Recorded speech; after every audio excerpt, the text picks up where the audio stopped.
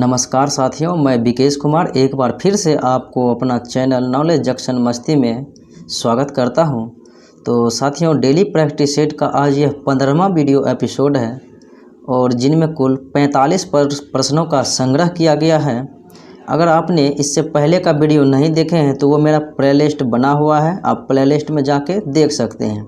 तो चलते हैं आज के पहले प्रश्न की ओर।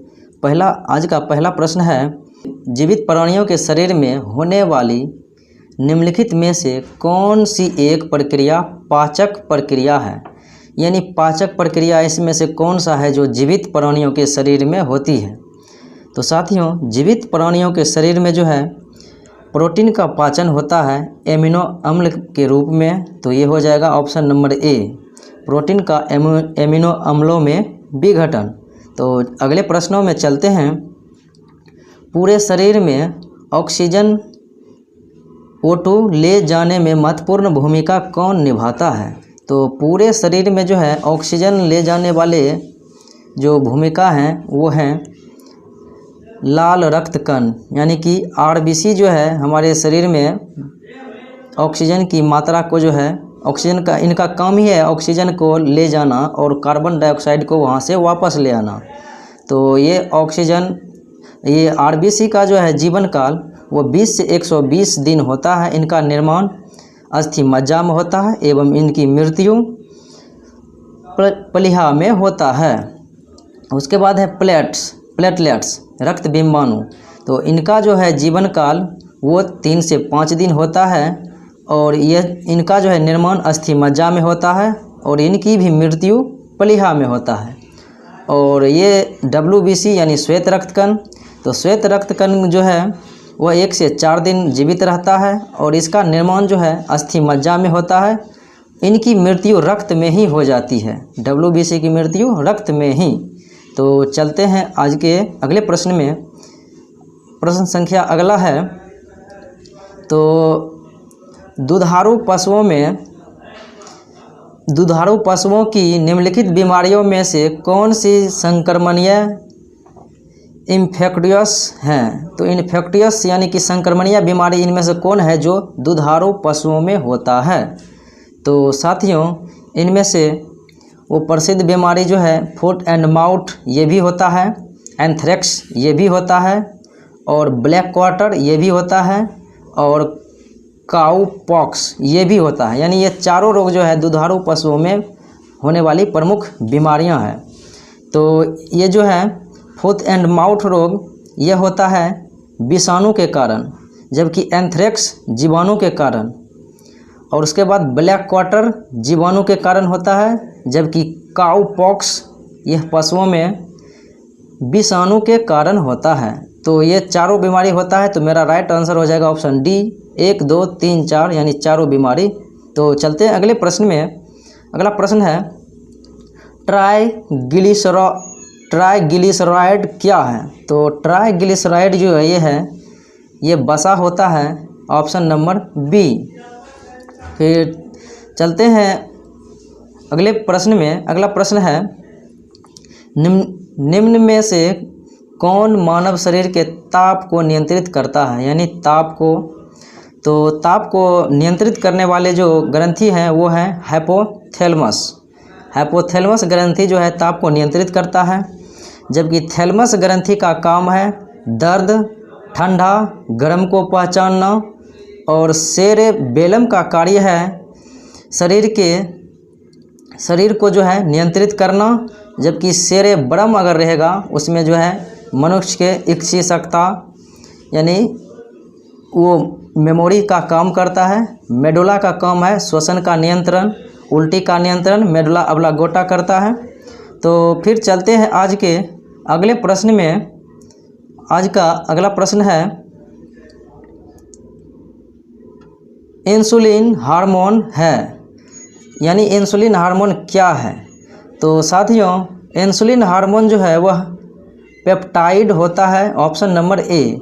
और ये इंसुलिन हार्मोन जो है यह अग्नाशय ग्रंथि से स्रावित होता है और यह जो है इनके अधिक स्रावन से हाइपोग्लाइसेमिया बीमारी होती है एवं इनके अल्प स्राव से मधुमेह रोग हो जाता है। तो चलते हैं अगले प्रश्न में। निम्न में से कौन ग्रीन हाउस गैसों का मुख्य घटक नहीं है? यहाँ लगा है नहीं है, तो नहीं पे ध्यान देना है। WHO के मान्यता के अनुसार, यानी WHO का जो स्थापना 7 अप्रैल 1948 को हुआ था, तो इसके मान्यता के अनुसार कुल 6 ऐसे गैस हैं जिन्हें ग्रीन हाउस गैसों की संज्ञा दी गई है। उनमें होता है ओजोन, मीथेन और नाइट्रस ऑक्साइड। उसके बाद आता है क्लोरोफ्लोरोकार्बन। उसके बाद होता है कार्बन डाइऑक्साइड। ओजोन तो बोल ही दिए, और मीथेन भी है, और वो जो है जलवाष्प होता है। तो इनमें जो है ऑक्सीजन नहीं होता है, यानी ऑप्शन सी होगा। तो चलते हैं अगले प्रश्न में। अगला प्रश्न है, लंबे समय तक कठोर शारीरिक कार्य के पश्चात मांसपेशियों में थकान का अनुभव होने का कारण होता है। तो लंबे समय तक जो है काम करने के बाद थकान का अनुभव होने लगता है। इसका जो है होता है क्या कि लैक्टिक अम्ल जो है शरीर में जो है यानी मांसपेशियों में जम जाता है, यानी लैक्टिक अम्ल का संचय हो जाता है। इसी कारण जो है दर्द का अनुभव होता है। तो लैक्टिक अम्ल का जो सूत्र होता है C3H6O3। तो चलते हैं आज के अगले प्रश्न में। अगला प्रश्न है, तालाबों और कुओं में निम्न में को किसके छिड़काव के द्वारा जो है छिड़काव के कारण मच्छरों को नियंत्रित करने में मदद मिलती है? तो तालाब और कुएं में मच्छर को नियंत्रित करने के लिए जो है एक गेम्बूसिया मछली है, गेम्बूसिया फिश के द्वारा जो है आप नियंत्रित कर सकते हैं, क्योंकि ये जो है उनके लार्वा को खा जाते हैं और बहुत ज़्यादा मात्रा में खाते रहते हैं। तो चलते हैं अगले प्रश्न में। अगला प्रश्न है, जीवित प्राणियों में क्रमिक विकास की दृष्टि से निम्नलिखित में से कौन सा एक क्रमिक विकास का सही अनुक्रम है? तो जीवित प्राणियों में जो है क्रमिक विकास की दृष्टि से कहता है कौन सा क्रम सही है? तो इनमें जो है जीवित प्राणियों में सही क्रम है बी नंबर, यानी पहले शार्क मछली, उसके बाद कच्छप, उसके बाद उदबिलाव, यानी ऑप्शन नंबर बी। तो फिर चलते हैं अगले प्रश्न में। अगला प्रश्न है, समुद्री जल द्वारा प्राप्त नमक को शुद्ध करने के लिए कौन सी विधि प्रयोग में लाई जाती है? तो समुद्री जल द्वारा जो है जो नमक हम प्राप्त करते हैं उनको शुद्ध करने के लिए पूछ रहा है कौन सा विधि। तो सर्वप्रथम जानते हैं कि समुद्री नमक जो है निकालते हैं वाष्पीकरण विधि के द्वारा। समुद्र से नमक निकाला जाता है वाष्पीकरण विधि के द्वारा। तो ये नमक जो निकालते हैं उसके बाद इनका शुद्ध किया जाता है। तो इनका शुद्धि जो है क्रिस्टलाइजेशन यानी कि रवाकरण विधि द्वारा शुद्ध किया जाता है। निकालते हैं समुद्र से वाष्पीकरण विधि द्वारा और इनको शुद्ध करते हैं रवाकरण विधि द्वारा। तो चलते अगले प्रश्न में। निम्न में से कौन धनात्मक आवेश रहित है, यानी धनात्मक आवेश रहित है, यानी धनात्मक कण नहीं है? अल्फा धनात्मक होता है और ये भी धनात्मक होता है, गामा उदासीन होता है, जबकि बीटा जो है ऋणात्मक होता है, ये धनात्मक नहीं होता है। तो ऑप्शन मेरा सी हो जाएगा। चलते हैं अगले प्रश्न में। अगला प्रश्न है, ऊर्जा की इकाई 1 कैलोरी का मान किसके बराबर होता है? आप जानते हैं कि कार्य एवं ऊर्जा की इकाई जो है ऊर्जा जो है कार्य एवं ऊर्जा की इकाई जो है जूल होता है। तो पूछ रहा है इनके अनुसार जो है कैलोरी, यानी कैलोरी का मान कितना होगा? 1 कैलोरी बराबर कितना जूल होगा? तो 1 कैलोरी बराबर जो है होता है 4.186 जूल। देखते हैं, ये ऑप्शन नंबर सी में है, 4.186 से होता है। यहाँ पे 4 दिया है तो राइट आंसर मेरा सी हो जाएगा। 1 कैलोरी बराबर 4.186 जूल। तो अगले प्रश्न में चलते हैं। लिटमस विलयन जब ना तो अम्लीय हो और ना ही क्षारीय हो तो वह किस रंग का होगा? यानी लिटमस जो है ना ही अम्लीय होगा और ना ही क्षारीय होगा, यानी वो उदासीन होगा, तो किस रंग का होगा? तो वो होगा बैगनी रंग का। और ये जो है लिटमस पत्र जो है हम लाइकेन से प्राप्त करते हैं और यह उदासीन अवस्था में बैगनी रंग होगा। तो चलते हैं अगले प्रश्न में। निम्न में से किसका प्रयोग जंग रहित लोहा बनाने में किया जाता है? तो जंग रहित लोहा बनाने में जो है क्रोमियम का प्रयोग किया जाता है, तो जिससे स्टेनलेस स्टील का निर्माण होता है और इससे जो है जंग रहित लोहा, यानी इस पर जंग नहीं लगता है। तो स्टेनलेस स्टील में होता है लोहा, क्रोमियम, निकेल। तो चलते हैं अगले प्रश्न में। कहता है निम्न में कौन ओदिश राशि का उदाहरण है? तो इनमें से ओदिश राशि का उदाहरण कौन है? तो पहले जानते हैं कि ओदिश राशि जिनमें परिमाण हो दिशा ना हो वो ओदिश राशि कहलाएगा, और जिनमें परिमाण और दिशा दोनों होगा वो सदिश राशि कहलाएगा। तो ओदिश राशि का उदाहरण है ताप, दाब, द्रव्यमान, और उसके बाद होता है ऊर्जा, यानी ये सब जो है, और होता है विद्युत, इलेक्ट्रिक करंट, विद्युत धारा। और सदिश राशि में जो है वो प्रमुख होता है बल, संवेग, आवेग, वेग, विस्थापन, ये सब सदिश राशि का उदाहरण होता है। तो ऑप्शन मेरा डी होगा, ओदिश राशि, ताप, दाब, द्रव्यमान, ऊर्जा। चलते हैं अगले प्रश्न में। किसी वस्तु का जड़त्व मापने के लिए कौन सी इकाई का प्रयोग करते हैं? तो जड़त्व जो है वह द्रव्यमान का समानुपाती होता है। तो यदि हम जड़त्व मापेंगे तो या तो इसका द्रव्यमान अगर माप लेंगे तो इससे भी जो है जड़त्व निकल जाएगा, क्योंकि यह द्रव्यमान के समानुपाती होता है। तो जड़त्व निकालने के लिए द्रव्यमान प्रयोग किया जाता है। चलते हैं अगले प्रश्न में। कहता है पृथ्वी अपने अक्ष के चारों ओर चक्कर लगाती है, यह किस प्रकार के गति का उदाहरण है? तो पृथ्वी जो है अपने अक्ष पर कह रहा है चारों ओर चक्कर लगाती है, तो यह जो इसे घूर्णन गति कहते हैं। अगर पृथ्वी सूर्य के चारों ओर चक्कर लगाएगा तो वो परिक्रमण गति कहलाता है, दीर्घवृत्तीय रूप से चक्कर लगाता है सूर्य के चारों ओर। और अपने अक्ष पर अगर घूर्णन किया या चक्कर लगाया तो उसे घूर्णन गति या दैनिक गति कहते हैं। तो ये इसके कारण जो है दिन रात होता है, जबकि परिक्रमण गति के कारण जो है, या उसे वार्षिक गति भी कहते हैं, उसके कारण मौसम में परिवर्तन भी होता है। चलते हैं आज के अगले प्रश्न में। अगला प्रश्न है हवाओं में कैसी ऊर्जा होती है? तो हवाओं में केवल व केवल गतिज ऊर्जा होती है, यानी ये हवा जो है गतिज ऊर्जा की उदाहरण होती है। चलते हैं अगले प्रश्न में। अगला प्रश्न है फरवरी 2021 में नेशनल हॉर्टिकल्चर फेयर का आयोजन कहाँ किया गया?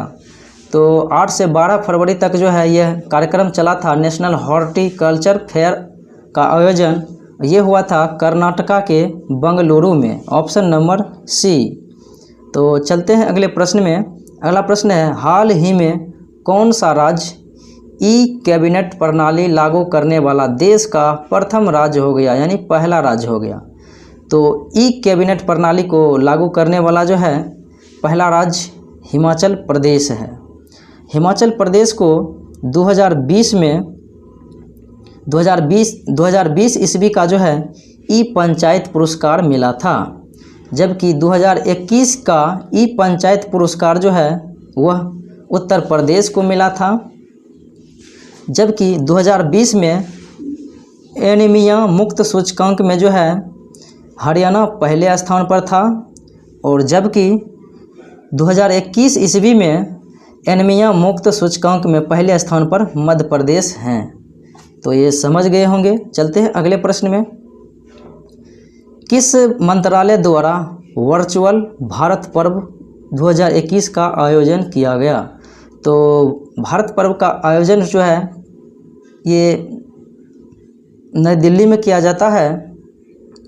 तो यह जो है पर्यटन मंत्रालय के द्वारा किया गया। यह पर्यटन मंत्रालय के द्वारा ही किया जाता है भारत पर्व का आयोजन।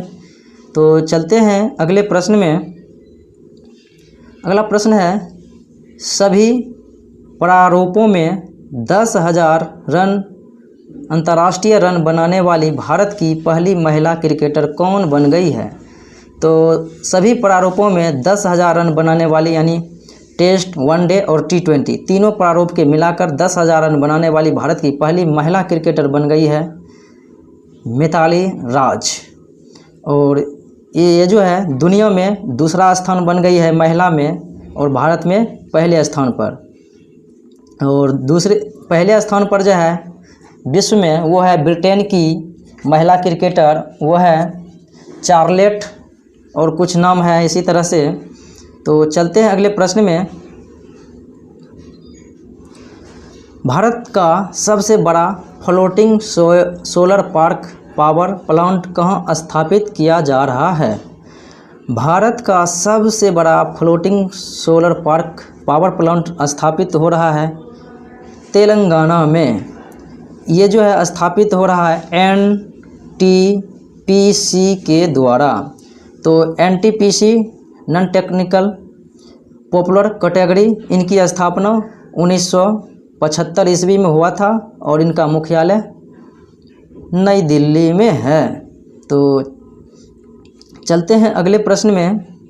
अगला प्रश्न है, हाल ही में किसे राष्ट्रीय सुरक्षा गार्ड यानी NSG नेशनल सिक्योरिटी गार्ड का महानिदेशक नियुक्त किया गया है? तो NSG का महानिदेशक MA गणपति को 3 वर्षों के लिए बनाया गया है। NSG का महानिदेशक MA गणपति। तो चलते हैं अगले प्रश्न में। अगला प्रश्न है, संस्कृत भाषा के लिए साहित्य अकादमी पुरस्कार 2020 से किसे सम्मानित किया गया? तो साहित्य अकादमी का जो है पुरस्कार विभिन्न भाषाओं के लिए मिलता है। तो इसमें पूछ रहा है 2020 में संस्कृत भाषा के लिए, तो वो होगा Mahesh Chandra Sharma Gautam. Option number B, Mahesh Chandra Sharma Gautam. तो चलते हैं, जबकि 2021 में साहित्य अकादमी पुरस्कार जो है हिंदी भाषा में अनामिका को मिला है। चलते हैं अगले प्रश्न में। 67वें राष्ट्रीय फिल्म पुरस्कार 2021 के तहत किस अभिनेत्री को सर्वश्रेष्ठ अभिनेत्री का पुरस्कार दिया गया? 67वें राष्ट्रीय फिल्म 2021 में, और ये दिया गया था कंगना रनौत को। इनका फिल्म था पंगा एवं मणिकर्णिका। पंगा एवं मणिकर्णिका में जो है अभिनेत्री का किरदार कंगना रनौत ने निभाई थी। इन्हीं के लिए इन्हें 67वें राष्ट्रीय फिल्म पुरस्कार में सर्वश्रेष्ठ अभिनेत्री का पुरस्कार मिला। चलते हैं अगले प्रश्न में। अगला प्रश्न है, किस राज्य ने कुपोषण से लड़ने के लिए SAAMAR यानी सामर अभियान शुरू की? तो पोषण से जो है कुपोषण से लड़ने के लिए यह सामर अभियान शुरुआत किया था झारखंड सरकार ने। Option number A. चलते हैं अगले प्रश्न में। अगला प्रश्न है, अटलांटिक महासागर को पार करने वाली सबसे कम उम्र की महिला कौन बन गई है? तो अटलांटिक महासागर, तो यह जो है दुनिया का दूसरा सबसे बड़ा महासागर है, पहले प्रशांत महासागर है।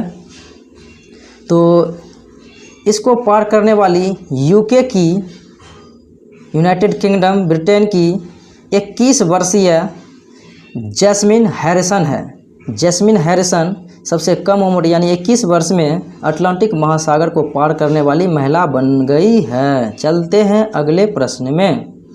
अगला प्रश्न है, हाल ही में किस देश ने दुनिया के सबसे बड़े पवन ऊर्जा संयंत्र के निर्माण की घोषणा की? तो दुनिया के सबसे बड़े पवन ऊर्जा संयंत्र के निर्माण की घोषणा दक्षिण कोरिया के द्वारा किया गया। Option C. चलते हैं अगले प्रश्न में। हाल ही में मारियो खीचो किस देश के नए प्रधानमंत्री के रूप में शपथ ली है? तो मारियो खीची ये इटली के प्रधानमंत्री के रूप में शपथ ले लिए हैं हाल ही में। तो चलते हैं अगले प्रश्न में। अगला प्रश्न है, प्रसिद्ध पुस्तक Indian 71 year test the journey to triumph in Australia.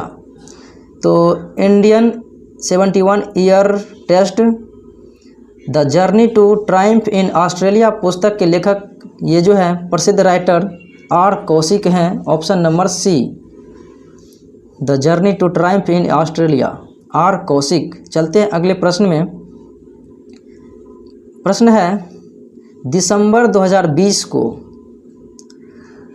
भारतीय अंतरिक्ष अनुसंधान संगठन यानी ISRO, Indian Space Research Organisation ने किस ध्रुवीय प्रक्षेपण यान से, पोलर सैटेलाइट यान से जो है नए संचार उपग्रह CMS-01 जो लॉन्च किया गया, ये था PSLV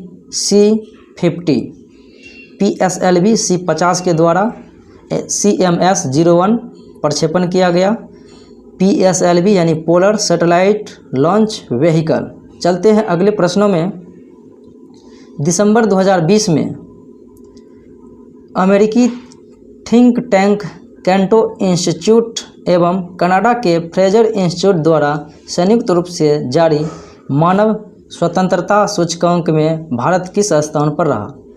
तो साथियों, वो 2020 में जो है मानव स्वतंत्रता सूचकांक में भारत 111वें स्थान पर था, जबकि 2021 में जो है भारत मानव स्वतंत्रता सूचकांक में 121 स्थान पर आ गया है, यानी 2021 में 10 स्थान बैक हो गया।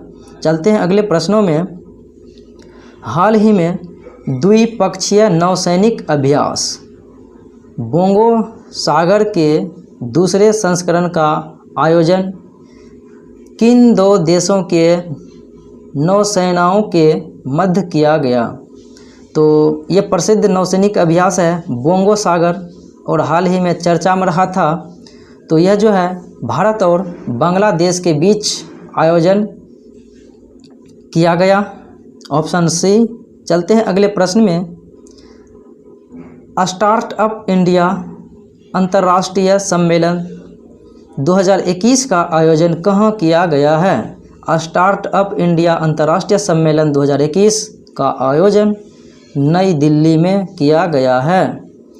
तो चलते हैं अगले प्रश्नों में। अगला प्रश्न है, हाल ही में किस राज्य सरकार ने उद्यम सारथी ऐप जो है लॉन्च किया? तो ये उद्यम सारथी ऐप जो है लॉन्च किया, ये उत्तर प्रदेश ने अपने यहाँ जो है बेरोजगारों को इस ऐप के माध्यम से उनके रोजगार के बारे में बताया जाएगा। तो ये उत्तर प्रदेश ऐप लॉन्च किया उद्यम सारथी। तो चलते हैं अगले प्रश्नों में। अगला प्रश्न है, जनवरी 2021 में लॉन्च किए गए इनोवेशन सैंडबॉक्स वेब पोर्टल का संबंध निम्नलिखित में किस से है? तो इनोवेशन सैंडबॉक्स वेब पोर्टल, इनका संबंध जो है बॉम्बे स्टॉक एक्सचेंज से है, BSE। ये जो है ऐप, ये पोर्टल है, इनके द्वारा इनके कर्मचारियों को प्रशिक्षण देने हेतु ये किया गया था, इनोवेशन सैंडबॉक्स वेब पोर्टल। चलते हैं अगले प्रश्नों में। बॉम्बे स्टॉक एक्सचेंज की स्थापना 1875 में हुआ था। तो चलते हैं, निम्नलिखित में से किसे डिजिटल इंश्योरेंस का ब्रांड एम्बेसडर बनाया गया है? डिजिटल इंश्योरेंस का ब्रांड एम्बेसडर यह अपना विराट कोहली को बनाया गया है? Option number B. चलते हैं अगले प्रश्नों में। हाल ही में किस राज्य के राज्यपाल को कलिंग रत्न पुरस्कार से सम्मानित किया गया? तो कलिंग रत्न पुरस्कार हाल ही में दिया गया, ये 2021 में। वह है आंध्र प्रदेश के राज्यपाल विश्वभूषण हरिश्चंद्रन। और आंध्र प्रदेश के राज्यपाल मुख्यमंत्री हैं जगनमोहन रेड्डी, जिन्हें स्कॉच चीफ मिनिस्टर अवार्ड मिला है। Skoch chief minister award Jaganmohan Reddy को दिया गया। और हाल ही में केरल के नए मुख्यमंत्री बने हैं, यानी दूसरी बार शपथ लिए हैं, पिनराई विजयन। और केरल के राज्यपाल हैं आरिफ मोहम्मद खान। उड़ीसा के मुख्यमंत्री हैं नवीन पटनायक। और ओडिशा के राज्यपाल हैं गणेशी लाल। और तमिलनाडु के नए मुख्यमंत्री बने हैं MK स्टालिन। और तमिलनाडु के राज्यपाल हैं बनवारी लाल पुरोहित। चलते हैं अगले प्रश्नों में। कहता है गोल्डन ग्लोब अवार्ड जीतने वाले प्रथम भारतीय निम्नलिखित में से कौन है? तो गोल्डन ग्लोब अवार्ड जीतने वाले प्रथम भारतीय वो हैं AR रहमान। तो चलते हैं अगले प्रश्नों में। निम्नलिखित में से किस देश के संसद का नाम पार्लियामेंट नहीं है? संसद का नाम पार्लियामेंट नहीं है। तो कनाडा के संसद को पार्लियामेंट कहा जाता है, ब्रिटेन के संसद को पार्लियामेंट कहा जाता है, ऑस्ट्रेलिया के संसद को पार्लियामेंट कहा जाता है, जबकि पोलैंड के संसद को सोजिम कहा जाता है। सोजिम, यानी ऑप्शन नंबर ए होगा। तो चलते हैं अगले प्रश्नों में। संयुक्त राष्ट्र संघ के किस अंग को विश्व की लघु संसद कहा जाता है? तो संयुक्त राष्ट्र संघ की बात आया है तो इनकी स्थापना जो है 24 अक्टूबर 1945 को होता है। और इनके 6 अंग होते हैं, जिनमें सचिवालय, अंतर्राष्ट्रीय न्यायालय, महासभा, सुरक्षा परिषद, अंतर्राष्ट्रीय एवं सामाजिक परिषद और एक है प्रन्यास परिषद। 6 अंग होते हैं। तो विश्व के लघु संसद इसीलिए कहा जाता है, ये महासभा को कहा जाता है इसलिए कि संयुक्त राष्ट्र के जितने भी सदस्य देश हैं 193, वो सभी भी महासभा के भी सदस्य हैं। तो इसीलिए महासभा को विश्व की लघु संसद कहा जाता है। और जबकि सचिवालय का प्रधान महासचिव होता है, जो वर्तमान में एंटोनियो गुटेरस पुर्तगाल के हैं और यह दूसरी बार अपना कार्यकाल संभाल रहे हैं। सुरक्षा परिषद में कुल 15 सदस्य होते हैं, 10 वो अस्थाई और 5 होते हैं अस्थाई। और उसके बाद अंतर्राष्ट्रीय न्यायालय यह द हेग में स्थित है। एकमात्र ये जो है अंग जो है UNO का अंतर्राष्ट्रीय न्यायालय है, जिनका मुख्यालय द हेग नीदरलैंड में है, बाकी का मुख्यालय जेनेवा में है। चलते हैं अगले प्रश्न में। बाकर कप का संबंध किस खेल से है? तो बाकर कप का संबंध जो है, बाकर कप, राइडर कप, इसका संबंध गोल्फ से है। ऑप्शन नंबर सी।